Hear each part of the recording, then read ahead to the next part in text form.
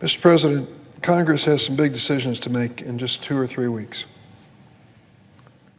The continuing resolution which funds our government is about to expire.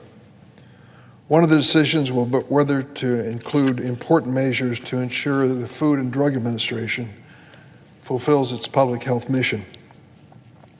You see, when we passed the last CR in September, we reauthorized the user fees that are necessary to fund this critical agency.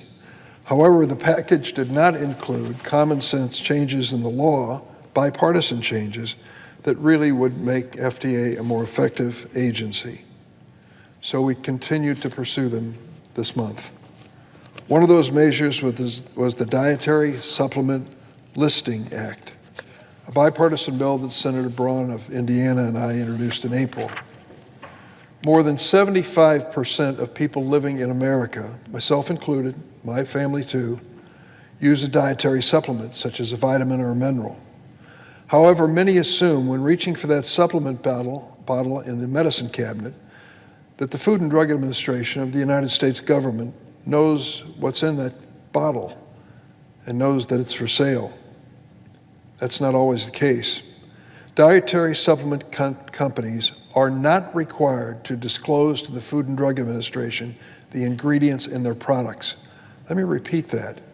Dietary supplement companies are not required by the Food and Drug Administration to disclose the ingredients in their products. They aren't even required to register that their products are for sale in the United States. An obvious problem exists. How can the FDA really regulate this market for the safety of American consumers when it doesn't know what's on the market? It can't. It's impossible. So the legislation I have with Republican Senator Braun would require supplement companies to tell the FDA what products they put on the shelf and what's in them. Just that basic.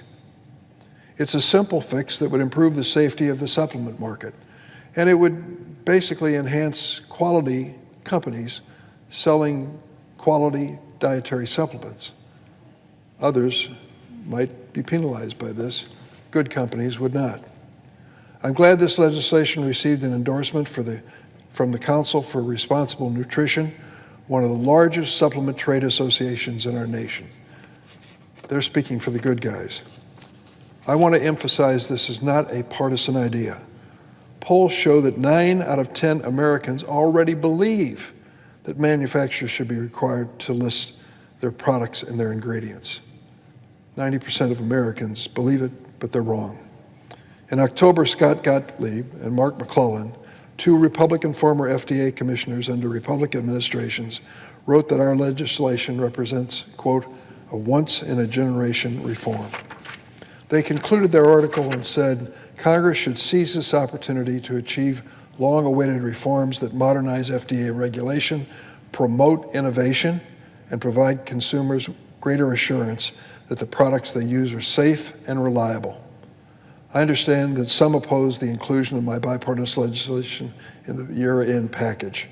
I'm willing to work with any of them to overcome their resistance or to take their suggestions very seriously. But let's not move this package to fund the FDA and miss this opportunity. Consumers have waited long enough. The FDA needs to know what supplements are on the market and what their ingredients are, to protect consumers. That is a bare minimum.